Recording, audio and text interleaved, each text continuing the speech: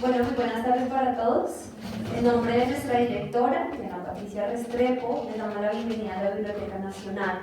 Esta tarde nos reúne la historia, nos reúne Bogotá, las piezas que recuperamos, que traemos en este momento para que todos ustedes conozcan, para invitarlos a que vengan, a que estudien, a que las manipulen, en este momento no, pero a que vengan y conozcan todo el archivo que tiene la Biblioteca Nacional. En esta oportunidad tenemos la pieza del mes, que es sobre la masacre de los Astres, que fue hace 100 años, 1919.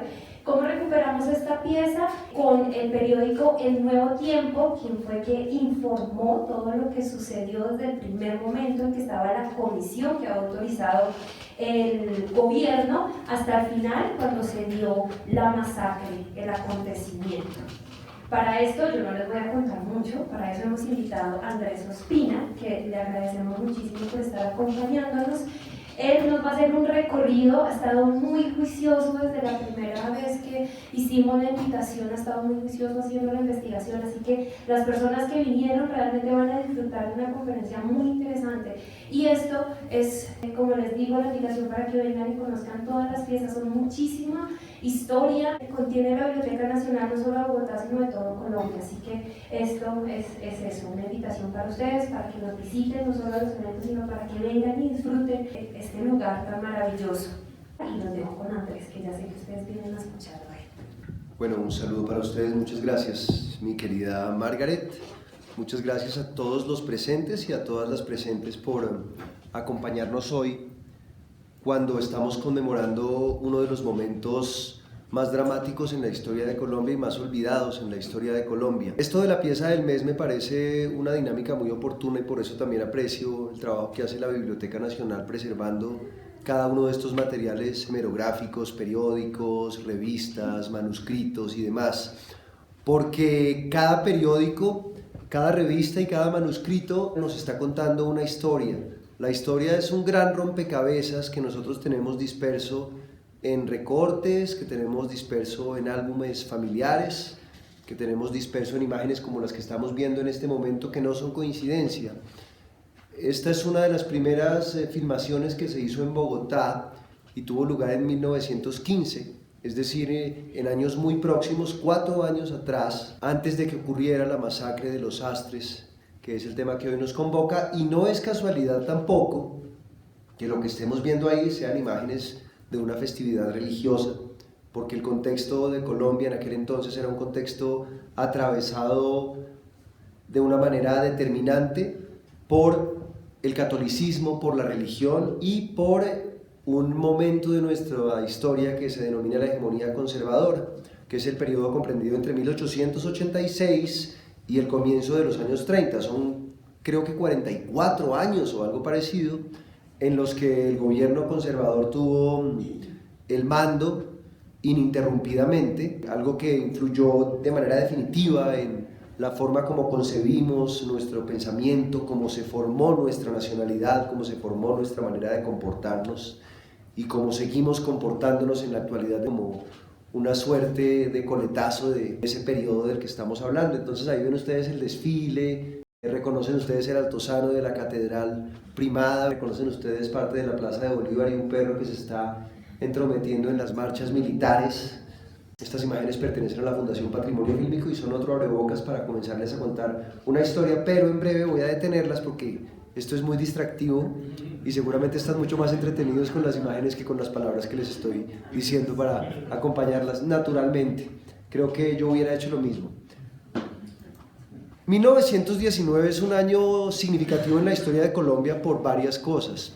En primer término, porque estábamos despertando del pasado colonial que nos había acompañado, estábamos despertando a un presente o a un futuro republicano y a un ideal de república que pretendía ser moderna, que pretendía moverse bajo otros esquemas, pero que también tenía como contrapeso la idea de ciertos regímenes, a mi modo de ver, y esto es discutible, represivos. Entonces, otra cosa que vamos a aprender a lo largo de esta charla es que nuestra historia es un teatro de paradojas. La Colombia que vivimos hoy, en 2019, no es radicalmente distinta, por más que nos lo digan, de la Colombia de 1919. Y tampoco podemos caer en el ideal de pensar que esa Bogotá o que ese país de hace 100 años era apacible, lindo, campirano y hermoso, y que esta ciudad estaba llena de atractivos y olía a eucalipto y era higiénica y salubre y demás, porque cualquier mito que les cuenten a ese respecto es del todo falso, por completo falso, y basta con leer a los cronistas de la época. ¿Qué es lo que ocurre con la masacre de los Sastres? ¿Ustedes saben quién era el presidente? A ver, hagamos clase de historia aquí. Muy bien, excelente. Marco Fidel Suárez, que tiene la peculiaridad de ser uno de los pocos presidentes de la República de Colombia, supuestamente de una cuna humilde, lo llamaban el hijo de la bandera incluso en algún momento, y pertenecía al Partido Conservador Colombiano. Dicen que él tenía mucha más vocación de gramático o de estudioso de la lengua que de administrador o de gobernador o de estadista o de presidente. Eso ya es algo que dejo al arbitrio de la conciencia de cada uno de ustedes. Lo que yo les voy a contar, a partir de recortes, a partir de materiales compilados de la Biblioteca Nacional de Colombia, es una historia que puede ser cierta o no puede ser cierta porque existen múltiples versiones, como ocurre hoy con cualquier cosa que nos cuenten. Cada historia que nosotros estamos oyendo a través de la prensa y de los medios está viciada naturalmente por la mentalidad, por las preconcepciones y por los intereses del redactor. Todo comienza porque precisamente en 1919, como en 2019, nuestro país estaba en vísperas de celebrar el primer centenario de la batalla de Boyacá, un evento fundamental supuestamente para la constitución de nuestra patria, cosa que era en el imaginario nacional la manera de legitimarnos y demostrarnos como la gran nación que ya estábamos siendo un siglo después de constituidos, y por tanto una de las cosas que había que hacer era una parada o un desfile militar igual a los que se hacen hoy, con chambonadas. Fíjense ustedes que hace poco hubo una revista aérea, no es nada chistoso contarlo, ni mucho menos, ni quiero banalizar el hecho, pero en el marco de una revista aérea perecieron 12 miembros de la Fuerza Aérea altamente calificados, se fueron al piso justo en una celebración como esa, lo cual me parece una metáfora tristísima de Colombia como un país insostenible, y no quiero ser pesimista y mucho menos en la Biblioteca Nacional de Colombia. El periódico que ustedes ven allá, que pueden contemplar, que pueden observar, que pueden fotografiar, pero que Margaret ha insistido que no puede ser tocado, y es para precisamente permitir la preservación de ese material, por eso estoy enguantado, se me partió una parte del guante enguantándome. Ese periódico era un periódico de tendencia conservadora en su momento y relataba la historia desde una perspectiva conservadora. Lo que sucede es lo siguiente, de vuelta al desfile militar. El gobierno colombiano necesitaba lucir sus mejores galas y la milicia colombiana necesitaba estar muy bien vestida para ese desfile, y tenían unos uniformes raídos, viejos y probablemente muy fuera de moda, muy lejanos a la usanza del momento. De manera que el gobierno, particularmente a través del Ministerio de Guerra, fíjense ustedes cómo cambia la retórica y la palabra y lo que dice. Un ministerio de guerra es un ministerio que va al ataque. Hoy tenemos otros ministerios diferentes de defensa. Hoy no estamos a la ofensiva, como lo decía en ese entonces la palabra misma, sino que estamos a la defensiva. Igual sigue habiendo guerra, sigue habiendo belicismo, pero las enfermedades cambian de nombre. El Ministerio de Guerra ordena, a través de la Presidencia de la República, con la firma del señor presidente Marco Fidel Suárez, la consecución urgente de los insumos para elaborar los trajes militares que habrían de vestir los señores del ejército en aquel momento. Pero la decisión va en contravía de los intereses de un gremio, que es el gremio de los sastres. ¿Qué sucede? La comisión, y ya les voy a leer la noticia exacta para que ustedes vean cómo se dijo exactamente en este nuevo tiempo de la época. Fíjense ustedes, el nuevo tiempo, el tiempo, todos son unas paradojas. Todo el rompecabezas que les voy a contar se puede leer en clave de pasado o en clave de presente. Decía, hay que ir a conseguir 8.000 uniformes, cifra bastante elevada, digamos. Yo creo que no había 8.000 activos en el ejército en aquel entonces. Es urgente conseguirlos, no tenemos aquí la suficiente materia prima para hacerlos, y por tanto vamos a nombrar una comisión militar que habrá de ir a los Estados Unidos de América con el propósito de comprar esas telas que eran necesarias, telas, botones, hilos, zapatos, botas y botines, en realidad no hay mucha especificidad alrededor del tema, pero se comisiona a un grupo de personajes del ejército para que se vayan allá y se compren esos uniformes y se vengan para acá. Obviamente el gremio textilero, que era bastante incipiente, y el gremio de los sastres se ponen histéricos, lo cual ya nos sitúa en una condición de clase muy importante. Es el gobierno o Colombia mirando hacia el extranjero y buscando en un molde extranjero para traer aquí la civilización de la que no disponemos. Voy a leerles algunos apartes de este periódico para que entremos en contexto. Con esta charla les voy a demostrar que fenómenos como el abuso de poder, que fenómenos como el ESMAD, que fenómenos como la fuerza pública atentando contra la población misma y contra el pueblo mismo no son en ningún modo una novedad ni son un asunto de administraciones recientes, y no voy a mencionar nombres propios, pero sí les puedo decir que esto ha venido ocurriendo y que la masacre de los sastres fue el hecho inaugural que dio inicio a ese tipo de acontecimientos y que por fortuna derivó en lo que fue el 1 de mayo, que es el momento en que se celebran las luchas de los trabajadores.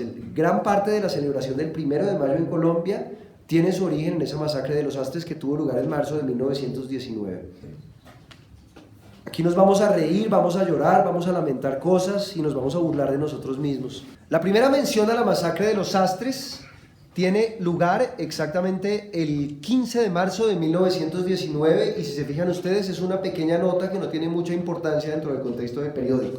No es noticia de primera página ni mucho menos, sino una aclaración con respecto a los rumores que ya se vivían en la ciudad, y dice así. Les voy a hacer un zoom, como se dice en la cultura anglo, y les voy a leer cómo se anunció el tema. Dice así de la siguiente forma: en el Ministerio de Guerra, la misión militar, sus fines. ¿Alcanzan a leer?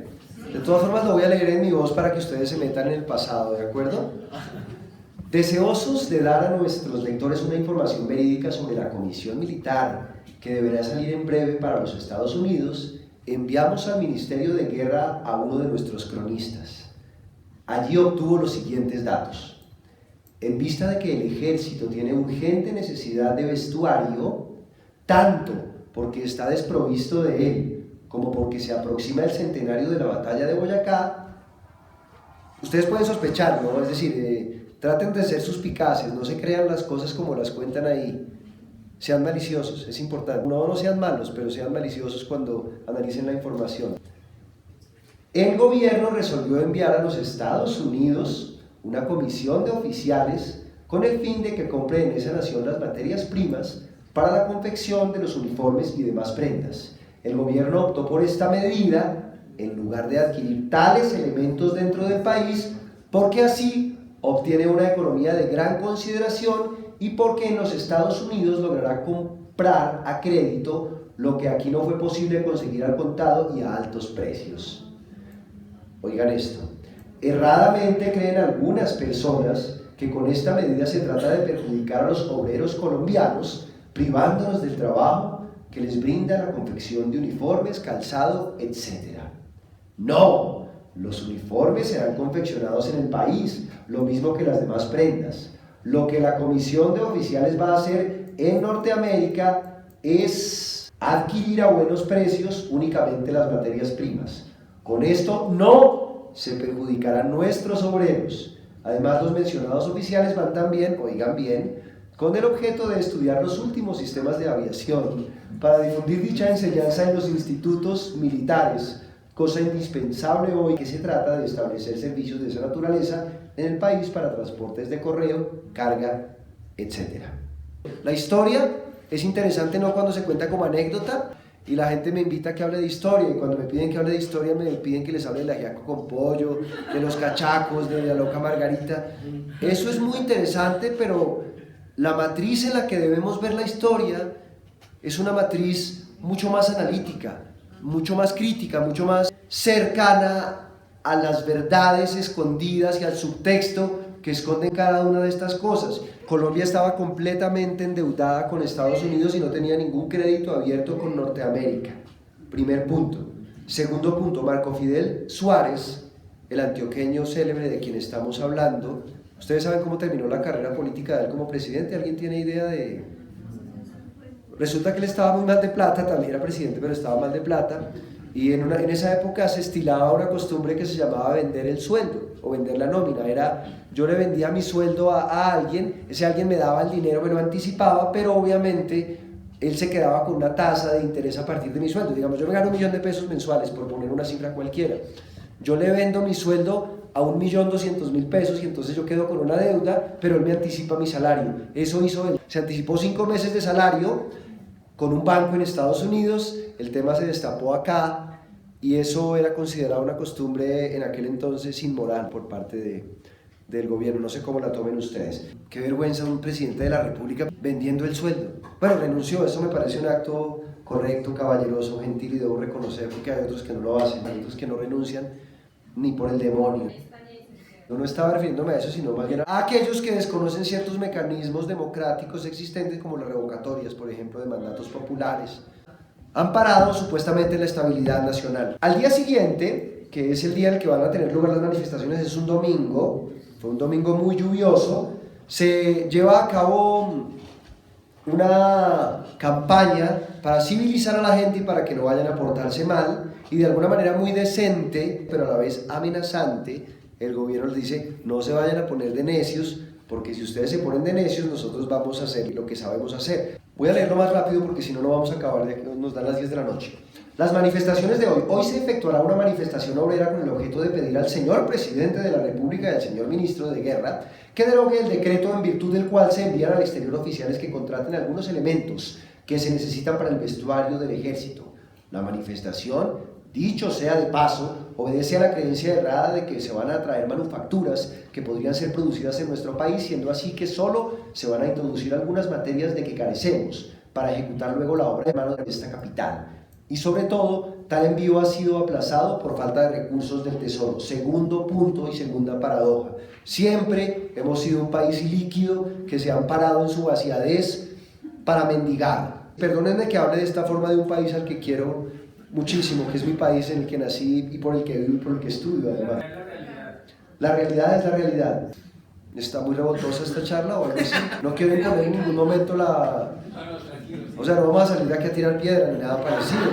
Estamos haciendo memoria solamente. Oigan, una advertencia diplomática en lenguaje de comienzos de siglo. Sea lo que fuere, es de esperarse que los concurrentes a una y otra manifestación, porque paralelamente había otro tema concerniente a otro asunto político, pero había 2 manifestaciones, observarán una conducta que por su corrección y su civismo no desdiga en nada de la cultura que debe ser inherente al pueblo de la capital de la República. Y no solo por esto, oigan bien, sino porque cualquier actitud hostil contra la tranquilidad social y las autoridades legítimamente constituidas sería inexplicable, y principalmente porque la nación en masa, oigan esto en tiempo presente, está resuelta a condenar todo conato de desorden, y porque inspirados en ese alelo general, las autoridades sabrán reprimir de modo enérgico toda tentativa que pueda ser motivo de inquietud para la seguridad de los asociados. O sea, cuidado, ¿no? Después ya viene la lambonería subsiguiente, voy a leer un pequeño párrafo. Por fortuna, se puede abrigar la plena convicción de que las manifestaciones que se efectuarán el día de hoy constituirán un verdadero certamen de cultura, pues nuestro pueblo lo forman ya grupos conscientes que no se dejan seducir por palabras engañosas que solo le han reportado días de miseria y ríos de sangre, y que no han tenido otro resultado que el de encumbrar caudillos y satisfacer egoístas ambiciones. Es una manifestación por parte del Partido Conservador Colombiano alrededor de la manutención del orden a cualquier costo. Si se llegan a salir un poco de la raya, vamos a ejercer la fuerza. La típica dictadura de derecha de esa época hasta hoy. No quiero hacer uso político ni quiero politizar esto, pero evidentemente sí hay una impronta fuerte de regímenes represivos. Ya ustedes sacan sus conclusiones propias. ¿Cómo terminó la cosa? La respuesta está en la siguiente página del periódico. Se las voy a mostrar. Los cadáveres en la calle, nombre de los muertos y heridos, la actitud del ejército. Completos e imparciales detalles de todo lo ocurrido. Yo quisiera leerles algunos fragmentos de esto porque hay varios asuntos que ver acá. Uno, que el bolcheviquismo... Si ven, ustedes se van dando cuenta de todas las cosas. Yo solamente hablo y ustedes van interpretando. Esto es como un oráculo. Les voy a contar la historia rápidamente de lo que sucedió. Entre otras cosas porque existen varias versiones de la historia. Algunos hablan de 2 muertos, otros hablan de 20 muertos, algunos hablan de 1000 heridos, otros hablan de 700 heridos. Pero el caso es que fue una sangría terrible y de la que no solamente existen documentos como este, sino también caricaturas. Les voy a contar crudamente, con todo el respeto que me merece la memoria de estas víctimas de ese terrible hecho. Lo que sucedió fue lo siguiente. Muy asustado por la manifestación, Marco Fidel Suárez decidió derogar el decreto que invitaba a que esa comisión viajara a los Estados Unidos de América a hacer esas compras o a hacer lo que fueran a hacer, con antelación a la manifestación. La clase obrera no se creyó mucho el cuento, estaban bastante enardecidos, no tenían mucha confianza en el régimen, no se acallaron ni se calmaron, ni mucho menos fueron tan obedientes como parecía ahí. Llegaron a protestar en masa, se congregaron en muchísimos lugares de la ciudad. Parte de la manifestación salió de la Plaza de los Mártires, que tiene un significado muy importante, partió de la Iglesia del Voto Nacional. El cuento del país del Sagrado Corazón de Jesús, que hemos oído, ¿no es cierto? Todos hemos oído con mucha frecuencia. En el país del Sagrado Corazón de Jesús tiene su razón de ser porque terminada la sangrienta guerra de los 1000 días se hizo una ofrenda, un tributo que está en lo que hasta hace poco se conocía como la L o el Bronx, una zona. ¿Ustedes han olido esa zona alguna vez? El que la huele es un mártir. Olerla es un acto de sacrificio terrible porque obviamente está lleno de las deyecciones de toda la gente que la habita, úrea y otras cosas impronunciables además. Otra parte salió del Palacio de la Carrera, se congregaron ahí en la Plaza de Bolívar, salió don Marco Fidel Suárez, la foto está precisamente, se las voy a mostrar, porque él quería negociar con ellos y decirles que no, que ya no iba a suceder absolutamente nada. Compatriotas, no se preocupen, no va a haber ningún problema, nosotros vamos a respetar sus derechos de nuestros sastres que son tan importantes para la economía naranja y el sistema de amplificación, estamos en 1919, pues era bastante precario, entonces el discurso no se oía muy bien, es como si yo les empezara a hablar a ustedes así y ustedes no oyeran nada de lo que les estoy diciendo. Entonces Marco Fidel Suárez no pudo comunicarse con la muchedumbre, no se oía nada y la gente se empezó a poner bastante brava, bastante histérica y se fueron contra el presidente, es decir, ya estaban comenzando a acercarse, a aproximarse a las altas esferas del poder. Yo creo que con el fin de lincharlos o algo parecido, o por lo menos de darles un sopapo o un calvazo, dicho bogotanamente. Cuando vienen los sastres aproximándose a ese lugar en masa, la orden, que no se sabe de quién viene todavía, y ahí voy otra vez al difunto presidente de la República, Belisario Betancur Cuarta, un hombre intelectual, pero cuyas acciones todavía son cuestionadas con respecto al tema del Palacio de Justicia, y me voy a 1985, y al mejor estilo del Palacio de Justicia, alguien, no se sabe por orden de quién, les dice a los miembros de la fuerza pública o soldados del ejército colombiano patriótico que arremetan a disparos contra los sastres. Mantener la democracia, maestro. Aquí no van ellos a asustarnos ni a atentar contra ninguno de los poderes ni contra ninguna de las ramas del poder público. Que el ejército está en condiciones de mantener todas las ramas del poder público funcionando porque esto es una democracia y para eso estamos, para hacerla respetar.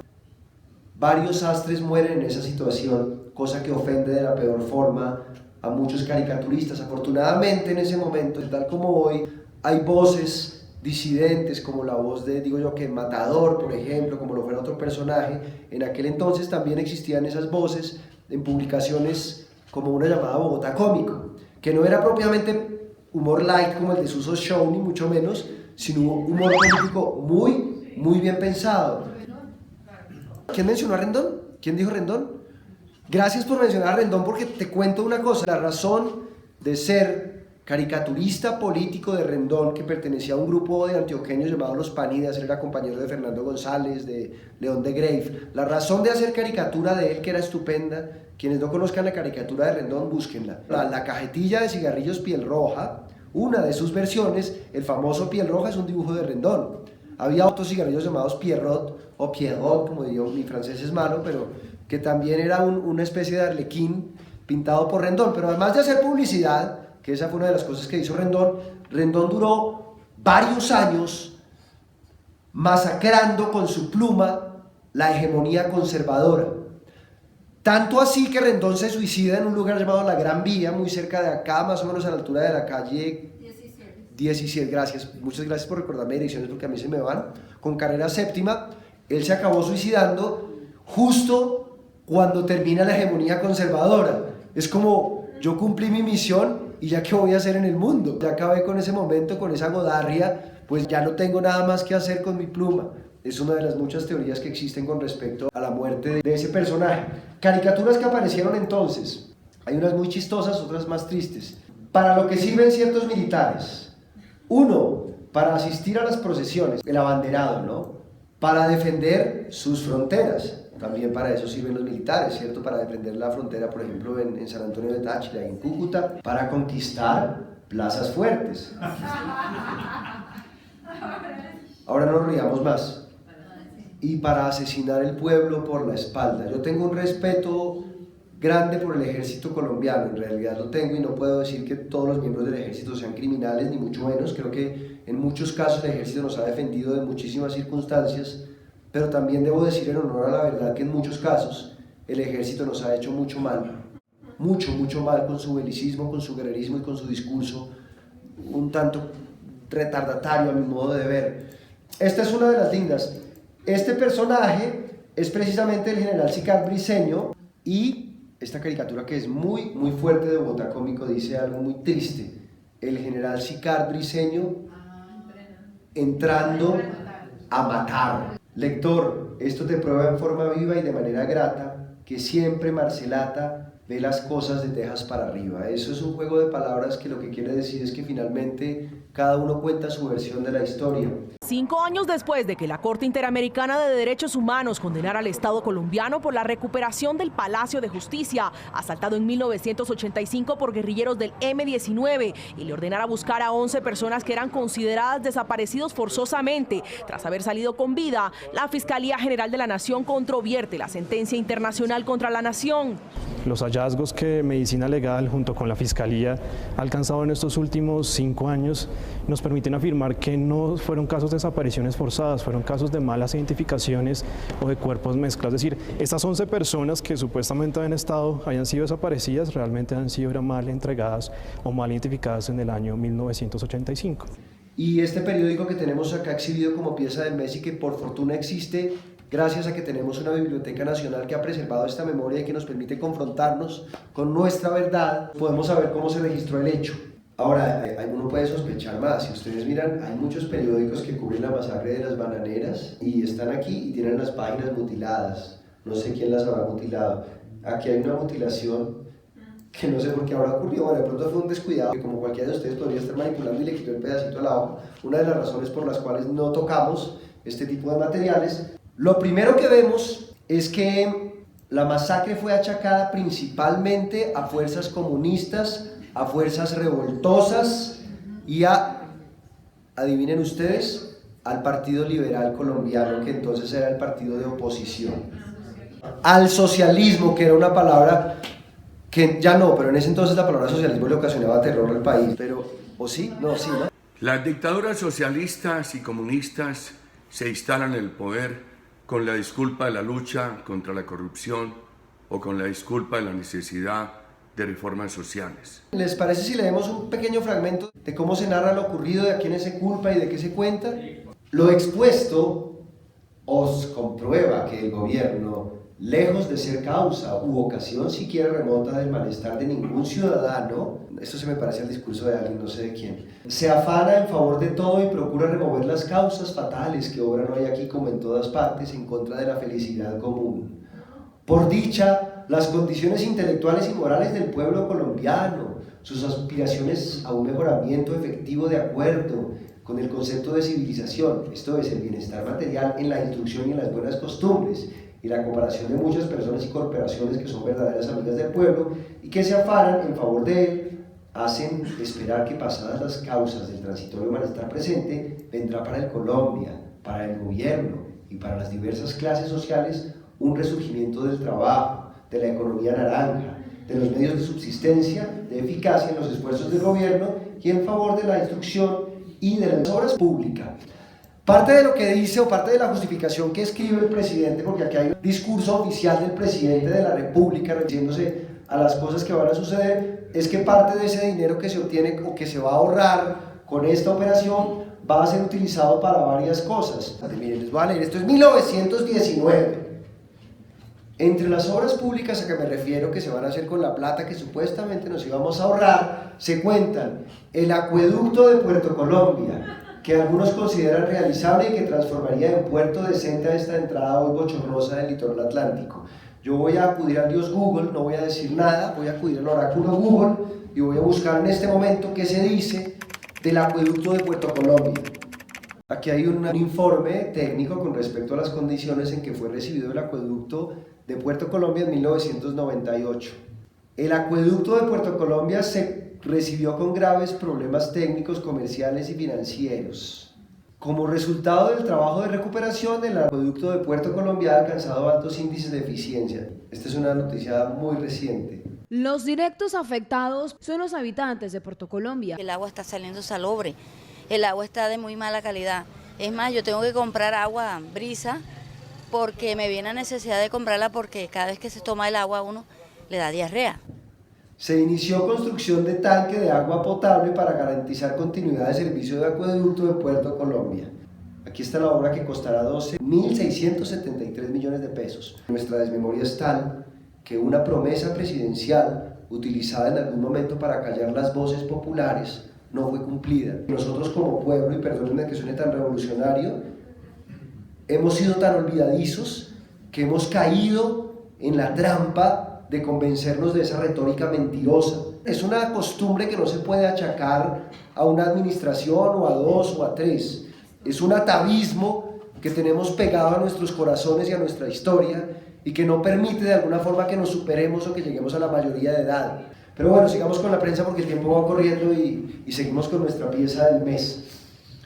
Mucha de esta historia tiene varios culpables señalados claramente por el gobierno. Ya los tenemos detectados. Uno es el liberalismo, otros son los brotes de socialismo y de comunismo o bolcheviquismo, como entonces se le decía a esa tendencia.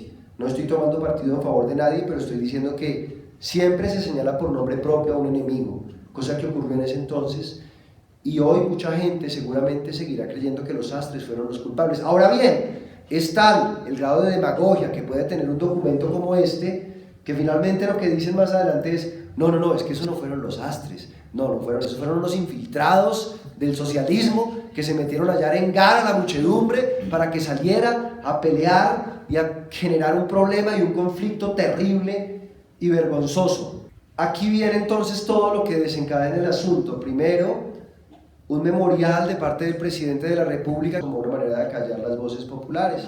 Eso no es un tema nuevo. Es evidente también que, como lo dije antes de partir de mi patria, en una locución en que me dirigía a mis compatriotas, un grupo muy allegado a quienes han atentado contra el orden público han considerado que es un buen recurso distraer la opinión hablando de violaciones imaginarias de derechos humanos y hablando de presos políticos. Yo no estoy instigando, por supuesto, ni me parece bien instigar a la gente revoltosamente ni al uso de la violencia de ninguna manera, pero creo que es muy importante oír la voz de la gente que se está quejando. Aquí, por ejemplo, hay un llamado a que seamos prudentes. Es el gobierno siempre enviándonos como tranquilos, pacíficos, nosotros no queremos ninguna revuelta. ¿Les gustaría que leyéramos un pedacito de esto? La algazara que ha levantado la prensa bolcheviquista, acompañada por los diarios liberales y republicanos, alrededor de los sucesos del domingo 16, se explica como arma política, como ocasión aprovechada para hacer alarde de virtudes libertarias que no están atacadas como medio especulativo. pero como medio de expresión de la prudencia, del patriotismo, de la cordura, de la sensatez que deben imperar a los que pretenden ser los exponentes de la opinión pública, sus autorizados voceros, sus conductores. ¿Es o no es humano, racional y hasta justo que un hombre armado, que un soldado al ser agredido e insultado haga uso de su arma para defenderse? O sea, ¿puede un soldado esgrimir la fuerza contra un ciudadano si ese ciudadano lo insulta? A mi parecer, un insulto no es equiparable en modo alguno a un tiro de fusil. No sé qué piensen ustedes. Aquí están haciendo la Nueva Colombia hoy, en este momento. El ejército al salir a la calle no puede, por decoro, porque así lo manda el código militar, ni dejarse echar piedra, ni dejarse insultar. No tiene funciones de policía, no está destinado para conducir gentes a la cárcel. Pero el título era seamos prudentes. Periodista, léete a ti mismo, eso es importante siempre. Uno tiene que mirarse en el espejo cada vez que dice lo que dice, porque si no le cae la paradoja, ¿no? El tema que el gobierno lo maneje con la sabiduría que resulta del equilibrio entre la prudencia y la firmeza. Hay una cosa muy importante aquí, y es que existe un agarrón bien fuerte entre este periódico El Nuevo Tiempo, al que pertenecía don Sotero Peñuela, por ejemplo, que era un parlamentario realmente, de ideología completamente conservadora. En un libro mío yo lo menciono noveladamente, es un libro que se llama Jiménez, y él es un personaje que es amigo de Jiménez, que es un periodista que por esta época estaba naciendo, por cierto, en esta época tendría 7 años, y él cada vez que alguien le salía con algo que contradijera la doctrina católica o algo parecido, le decía excomulgado, sacrílego, masón, liberal. Críticas, la forma como El Espectador cubrió el asunto, porque El Espectador tenía una inclinación bastante más liberal en aquel momento, era el periódico de oposición, con una posición un tanto más opuesta, y perdónenme la triple redundancia en la que acabo de incurrir. Esta lucha, finalmente, que tiene nombres propios y a quienes yo quisiera rendirles un tributo en este momento, quisiera que recordáramos a hombres y mujeres que murieron masacrados por el ejército colombiano en 1919 por tratar de defender un derecho que tenían como trabajadores y como obreros. Es importante que recordemos a esos personajes. Gracias a ese sacrificio, gracias a esos mártires. Se me olvidó decir una cosa de la Plaza de los Mártires porque me dispersé y la voy a decir en este momento.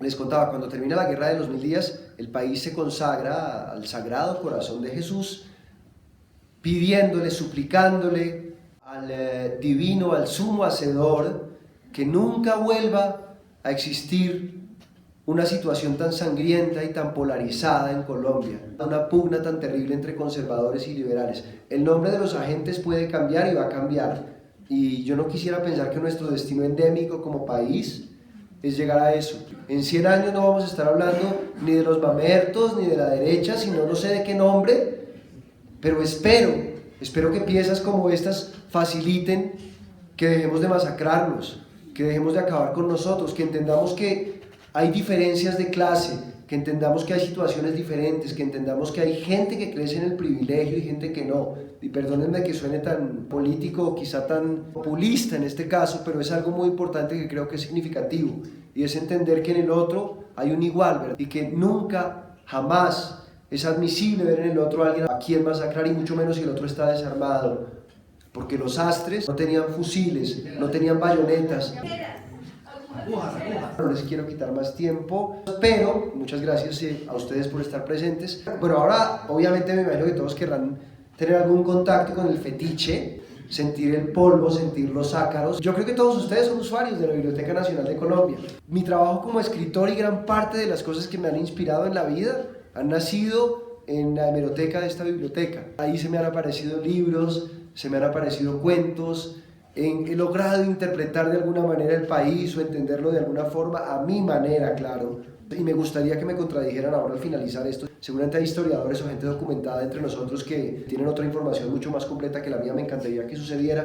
Pero yo las invito a que se acerquen a estos documentos. Estos documentos son de acceso gratuito.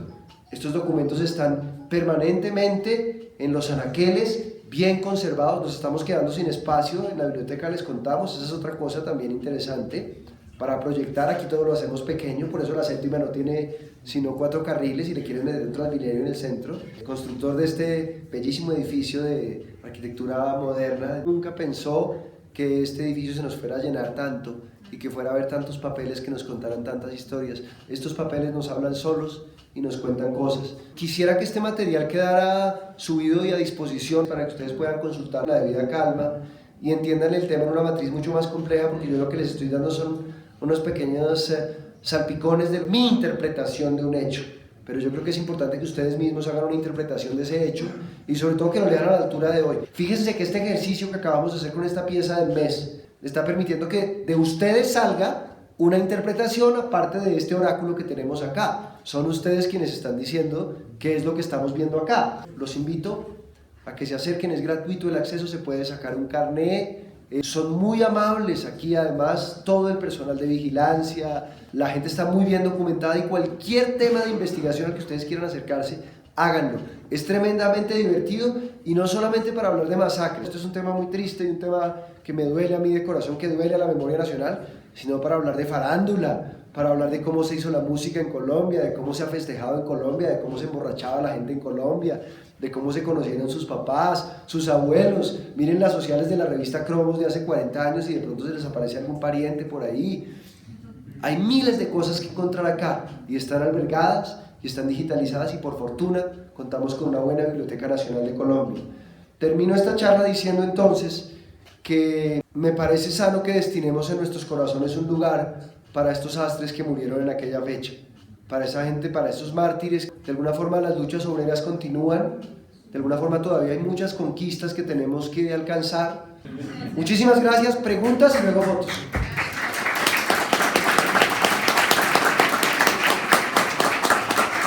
Comencemos por aquí. Gracias. Me gustaría saber el periódico que publicó las caricaturas del general Sicart. ¿Qué periódico es? Más que un periódico, es una revista. Es una revista. Hubo una corriente de humor político muy fuerte en Colombia durante principios de siglo que estuvo caracterizada por publicaciones como La Guillotina, como Fantoches. La revista se llama Bogotá Cómico.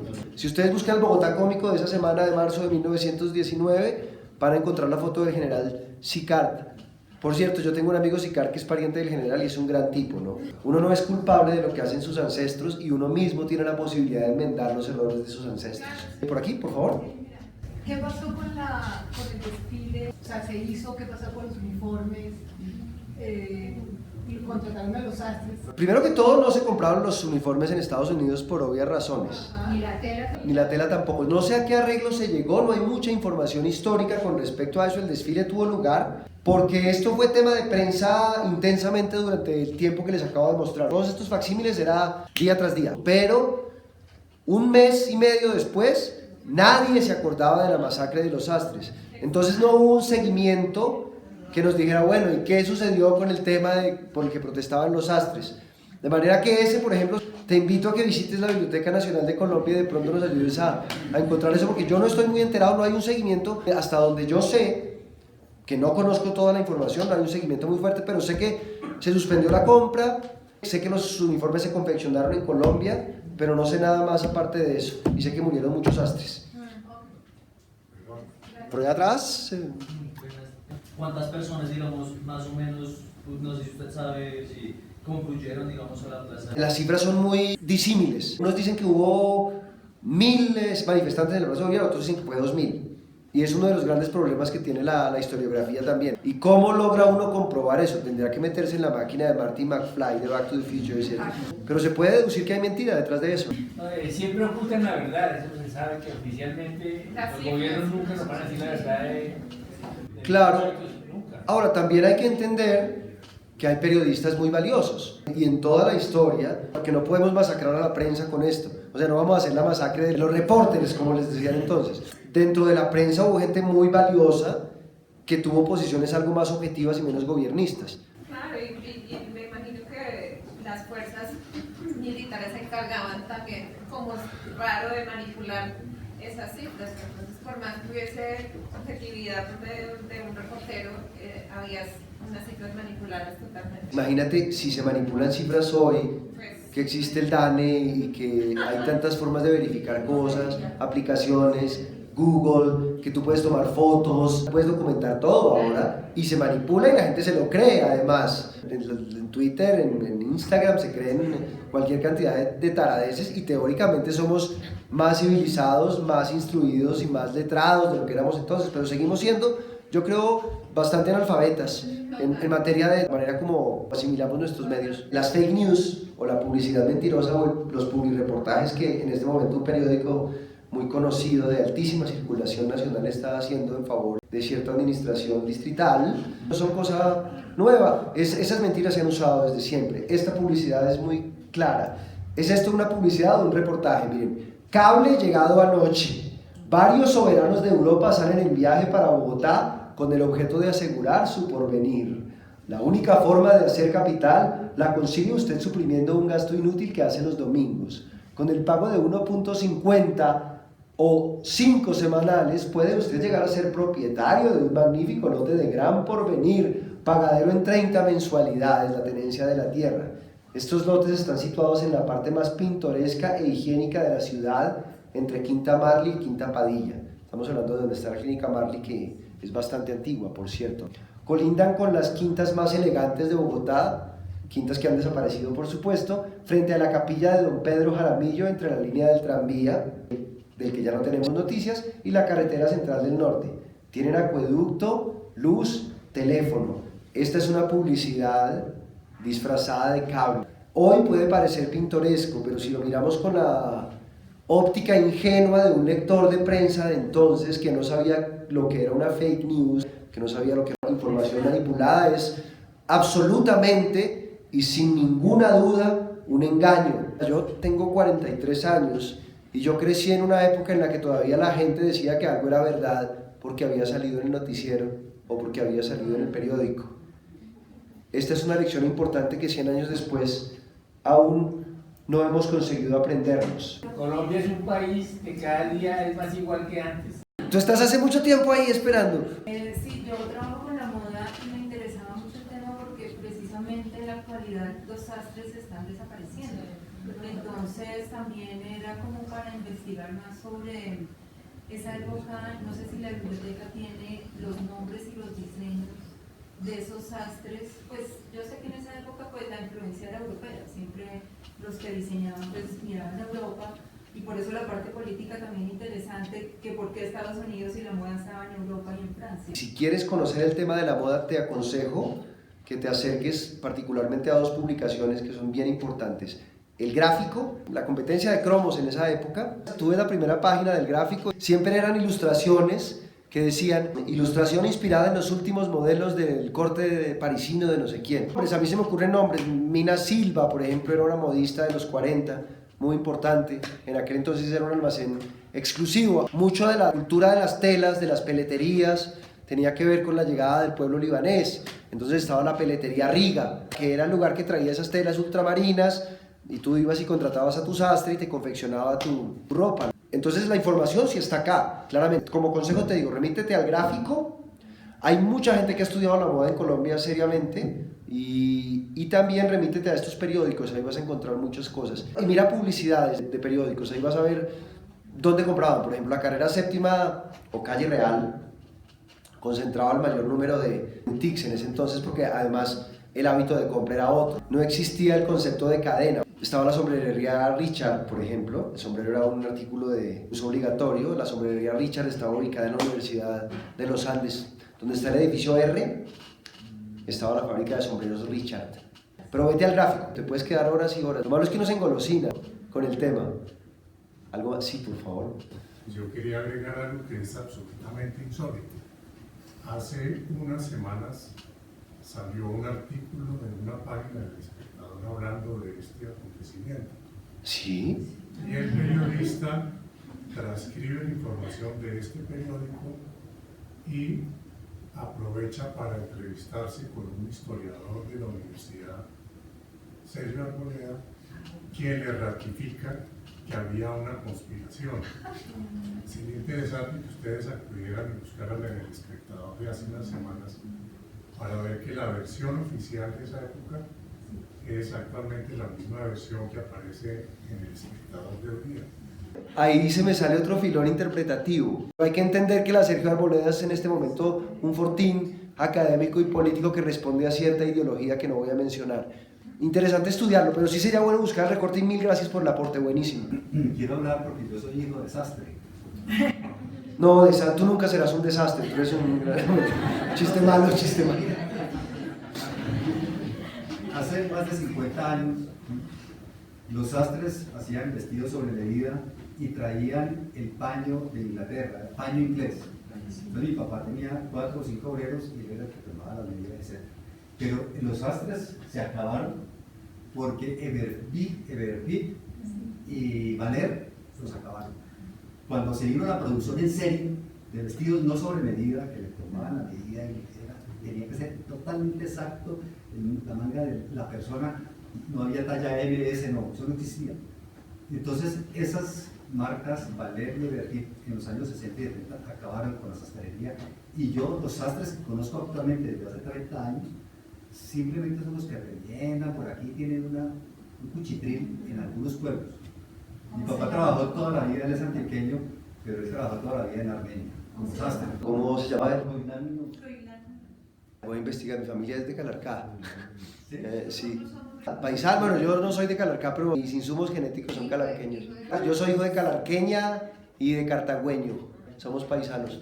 Yo tengo muchos periódicos de Armenia, seguramente debe haber publicidad de tu padre ahí y me gustaría mucho que habláramos del tema. Pero sí, nosotros podemos hacer resistencia contra eso. No hay nada mejor que ir a la tienda de Don Pancho y comprarle el cilantro y hacer transacciones con él y generar un vínculo y que te fíen. Quienes alcanzaron a ver Don Chinche, acuérdense de la tienda de Don Juaco, acuérdense del maestro Taverita que era... Oiga, qué paradojas de la vida, era el papá de Néstor Humberto Martínez, pero era un gran tipo. Y era un zapatero remendón de barrio. Este es un llamado también, me parece importante, para rescatar esos oficios perdidos. Hay algo que ahora está acabando con la industria, es los productos chinos que están vendiendo por masa. Yo vivo en San Victorino casualmente y es impresionante el consumo de todas. Ahora hay 2 tiendas en cada cuadra de tiendas chinas de ropa y están acabando con el industria colombiana. Y son bien malas, ¿no es cierto? ¿O no son bien malas? Chino es malo. Me piden tiempo, pero para terminar, compren colombiano, no compren chinos. Muchas gracias a todos y a todas. Los voy a grabar, miren la cámara, digan algo, saluden.